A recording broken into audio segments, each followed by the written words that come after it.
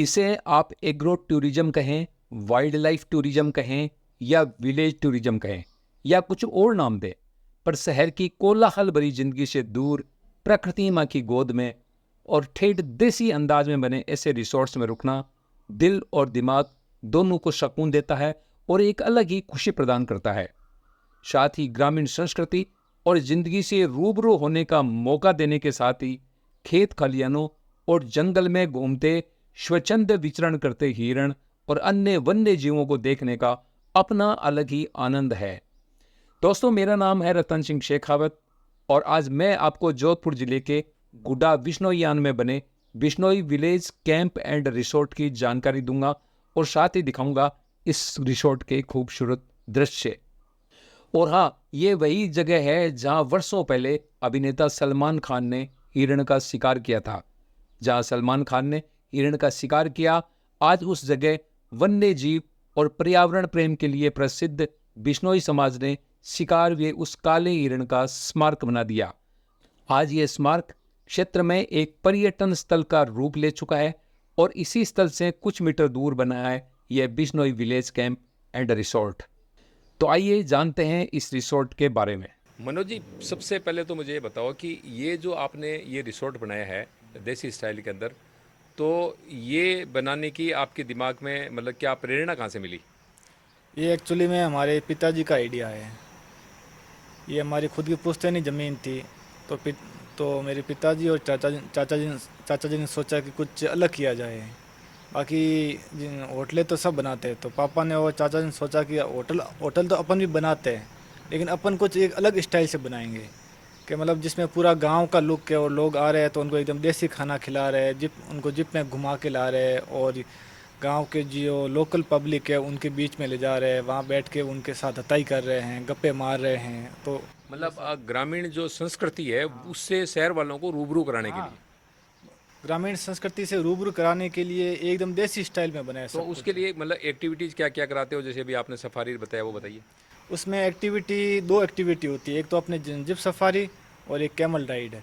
Zip safari में दिखाते हैं blackbuck, normal deer, chinkara, Siberian crane जिसको मारवाड़ी में बोलते हैं कुर्जा, और जिसके ऊपर खूब सारे मारवाड़ी में गीत भी बने हुए हैं कुर्जा के ऊपर, जो सर्दियों में आती है, अक्टूबर में आती है और एंड ऑफ मार्च वापस जाती है। 6 महीने इंडिया में रहती है, 6 महीने अपने देश। वो कुर्जा दिखाते हैं। उसके बाद में handmade block printing, handmade weaving और हैंडमेड पोट्री, जो हाथ से बनने वाले आइटम कुम्हार का काम है, और ब्लॉक से प्रिंट करके कैसे बेडशीट बनती है, और एक दरी हाथ से बनती है, एक दरी मशीन से बनती है, तो हाथ से दरी कैसे बनती है वो, ये सब कुछ ये एक्टिविटी जिप सफारी के अंदर होती है।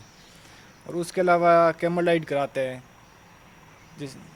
जिसमें वो होटल के बाहर ये जितना भी जंगल है उस पूरा जंगल में घुमा के लाते हैं। तो दूसरा ये बताइए कि यहाँ पे जो भोजन होता है वो किस टाइप का होता है? भोजन एकदम अपना देसी व्यंजन है, जैसे केर सांगरी, कुमट की सब्जी, करी, बेसन गट्टा, दाल बाटी चूरमा, और अपने ये राबड़ी बढ़िया, और साथ में छाछ, और बाजरी की रोटी का चूरमा गुड़ और घी डाल के, और साथ में अपने ये कैरी गुंदा की सब्जी वगैरह, ये एकदम देसी व्यंजन। तो ये सब ये तो यहीं पैदा होते हैं? हाँ, ये तो सब इधर ही पैदा होते हैं। बाकी जो कुछ सब्जी है जैसे केर सांगरी की सब्जी है, ये तो गर्मियों की सब्जी है और अपने आप ही होती है। तो ये हम इसको गर्मियों में पेड़ के ऊपर से तोड़ के फिर इसको पूरा वो एक प्रोसेस होता है उस सुखा के रखते हैं। हाँ, सुखा के रखते हैं और फिर उसको सर्दियों के अंदर बनाते हैं। पंचकूटा की सब्जी है। पंचकूटा की सब्जी है इसको ना? पंचकुटा बोलते हैं, जिसमें केर सांगरी कुमट, अपने लाल मिर्च, और ये एक और आइटम होता है वो जो 5 चीज़ें मिला के बनती है ये पंचकुटा। देखो, जो ये बता रहे हैं ना कि पंचकूटे की सब्जी जिसमें केर सांगरी, इसके बारे में बताऊं कि केर कुमटिया सांगरी काचर बोर मतीज ए तीनों लोका न नीप जय तरसे देव आखिर। यानी ये जो 5 चीज़ें इन्होंने बताई, ये कहीं पैदा नहीं होती राजस्थान के अलावा, इसलिए देवता भी इनको खाने के लिए तरसते हैं। और ये सबसे महंगी सब्जी राजस्थान की केर सांगरी कुमट, जिसमें सबसे महंगा केर 2400 रुपये किलो, सांगरी है 1200 रुपये किलो, और कुमट है 1000 रुपये किलो। अच्छा, यहाँ पर जो आपके यहाँ जो टूरिस्ट आते हैं तो उनमें ज़्यादा संख्या देशी होती है या विदेशी होती है? अपने दोनों ही बराबर संख्या में आते हैं, इंडियन है, फॉरेनर हो गए, एनआरआई, दोनों ही अपने ये दोनों टाइप के गेस्ट आते हैं। तो उनकी बुकिंग ऑनलाइन होती है? बुकिंग ऑनलाइन ऑफलाइन दोनों होती है। कुछ गेस्ट ऑनलाइन बुकिंग कराते हैं, कुछ गेस्ट ऑफलाइन बुकिंग कराते हैं।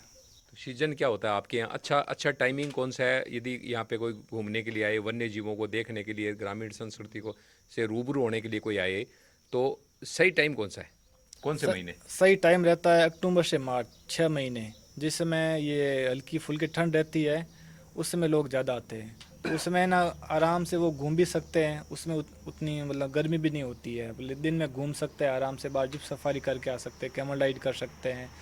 और रात को कैंप फायर का एक अलग ही मज़ा है कैंप फायर का। रात को कैंप फायर करके बैठ गए बाहर, और बाहर आराम से वो ये ठंड का एंजॉय कर रहे हैं। तो ये थी Bishnoi village camp and resort की जानकारी। इस रिसोर्ट में जाने के लिए आप जोधपुर पाली राजमार्ग पर काकाणी गांव से जा सकते हैं। जोधपुर से इस रिसोर्ट की दूरी महज 17.3 किलोमीटर है और पाली से यह लगभग 50.6 किलोमीटर दूर पड़ता है। ज़्यादा जानकारी इस रिसोर्ट की वेबसाइट www.bishnoi-village.com पर लॉगिन कर ले सकते हैं और बुकिंग भी करा सकते हैं। अगले वीडियो में फिर हम इसी तरह की जानकारी लेकर उपस्थित होंगे। तब तक जुड़े रहें हमारे साथ। धन्यवाद। जय हिंद, जय भारत, जय राजपूताना।